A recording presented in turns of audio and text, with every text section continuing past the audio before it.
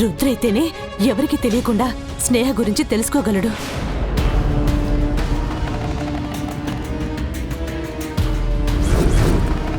ఏమంటున్నారు పిన్ని? స్నేహ కనిపించకపోవడం ఏంటి?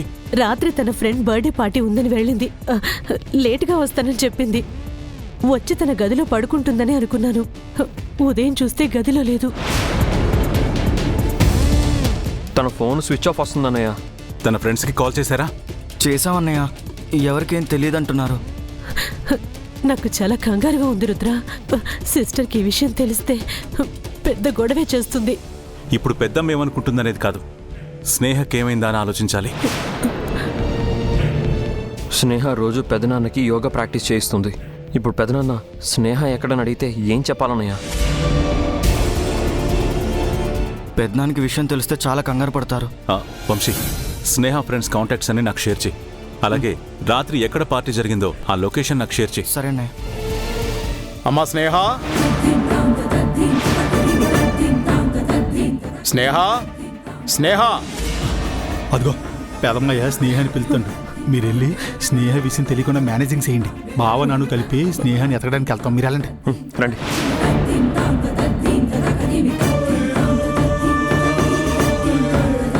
స్నేహ,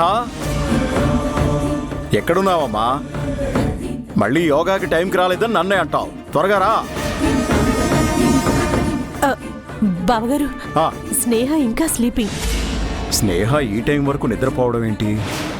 స్నేహ ఎగ్జామ్స్కి ప్రిపేర్ అవుతుంది కదా పెదనాన్న. లేట్ నైట్ వరకు ఉండి చదువుకుంటుంది. అందుకే మార్నింగ్ లేవలేకపోతుంది. అదేదో నైట్ ప్రశాంతంగా పడుకుని ఎర్లీ మార్నింగ్ లేచి చదువుకోవచ్చు కదా. మైండ్ కూడా ఫ్రెష్గా ఉంటుంది.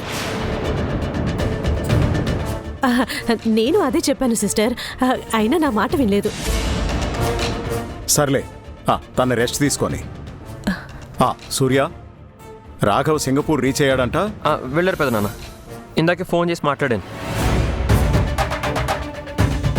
అక్కడంతా బాగుందంట. రుద్ర, పెదనాన్న ఎక్కడికి వెళ్తున్నావు? అకాడమీకి వెళ్తున్నాను. ఓ, అకాడమీకా? మరి గంగని తీసుకెళ్ళడం లేదే? ఓ, ప్రాక్టీస్ లేదా? అది నేను వేరే వాళ్ళని కలవడానికి వెళ్తున్నాను పెదనాన్న. ఇప్పుడే వచ్చేస్తాను.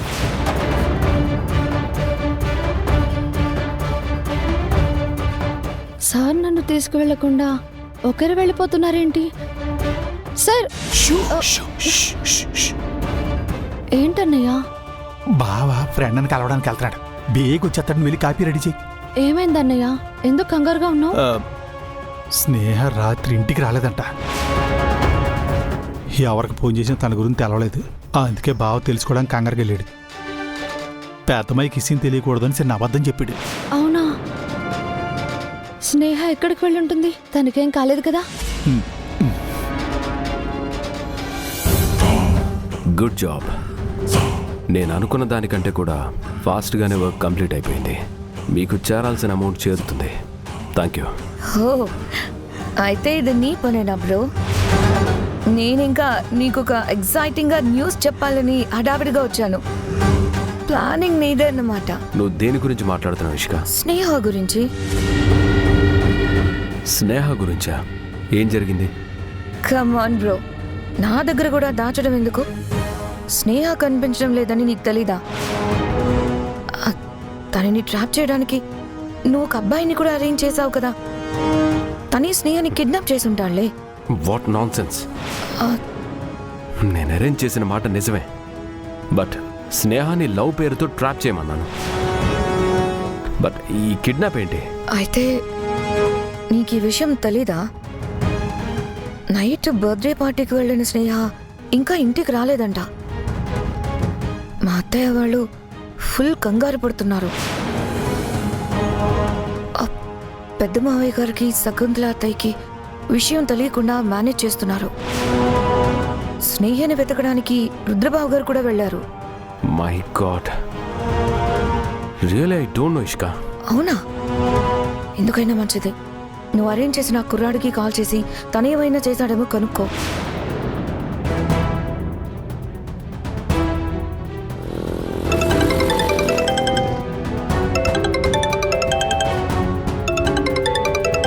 Hi sir, good morning. Where are you Rohit? అకాడమీకి వెళ్తున్నాను సార్. స్నేహ నీ దగ్గర ఉందా? స్నేహ నా దగ్గర ఎందుకు ఉంటుంది సార్? తనకి సారీ చెప్పి కన్విన్స్ చేయడానికే అకాడమీకి వెళ్తున్నాను సార్. రోహిత్, నిజం చెప్పు, నిన్న నైట్ నుంచి స్నేహ కనిపించట్లేదు. అవునా? ప్రామిస్ సార్, నాకేం తెలీదు. అయినా మీరేం ఆర్డర్ చేయకుండా నేనెందుకు ఓన్గా డెసిషన్ తీసుకుంటాను సార్? ఓకే ఫైన్, తన గురించి ఏమైనా తెలిస్తే కాల్ చేయి. Okay sir. రోహిత్కి దీంతో ఏ సంబంధం లేదంటే ఇష్క. అంటే స్నేహ ఏదో పెద్ద ప్రమాదంలో పడిందన్నమాట. ఇది మనకి మంచిదేలే. వాళ్ళు మనల్ని ఇరికించాలని చూశారు కదా, ఇప్పుడు ఈ సాకుతో అత్తయ్య గారి దగ్గర వాళ్ళందరినీ ఇరికించేద్దాం. అయితే డైనింగ్ ఏరియాలో ఇవాళ బ్రేక్ఫాస్ట్ చాలా ఇంట్రెస్టింగ్గా ఉండబోతుందన్నమాట. I'm waiting bro.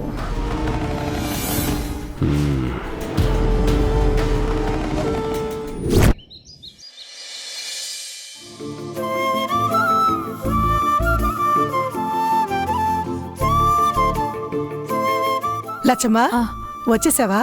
వచ్చేసానమ్మా. రాత్రి నేను గంగకి ఎదురుపడగానే తన టెన్షన్ చూడాలి. నేనెక్కడ మా వారిని పిలిచి గోల్ చేస్తానని భయపడిపోయింది. నాకు భలే నవ్వొచ్చింది. నీ గంగ చాలా అల్లరి పిల్ల కదా? అవునమ్మగారు, అక్కడికి నేను కుదురుగా ఉండవేని చెప్తూ ఉంటాను. అస్సలు మాటినదు, మొండి పిల్ల. ఆడపిల్లంటే హుషారుగా చలాకీగా ఉండాలి. అప్పుడే ఇంట్లో సందడిగా ఉంటుంది. ఇంట్లో ఆడపిల్లుంటే ఆ కళే వేరు. మీ అమ్మాయిని తలుచుకొని బాధపడుతున్నారా అమ్మగారు? నేను తను తలుచుకుంటూ బాధపడిన క్షణం అంటూ లేదు లచ్చమ్మా. ఇప్పుడు తన గురించి ఎందుకులే. నా బాధను పంచుకుంటే పెరిగేది తప్ప తరిగేది కాదు. నీ గంగ గురించి చెప్పు. మా గంగ మీ కూతురే అని చెప్పేస్తే బాగుండు. అమ్మగారి బాధని చూడలేకపోతున్నాను. సరేగాని లక్ష్మి, తనకి బాక్సింగ్ ఎలా అలవాటైంది? ఏమోనమ్మా, అది దానికి ఆ దేవుడిచ్చిన వరమేమో. కానీ తనని స్థాయికి తీసుకొచ్చింది మాత్రం రుద్రబాబు గారే. దేవుడు లాంటి మొగుడు దొరికాడు దానికి. అంతా దాని అమ్మ నాన్న చేసుకున్న పుణ్యం అనుకుంటా.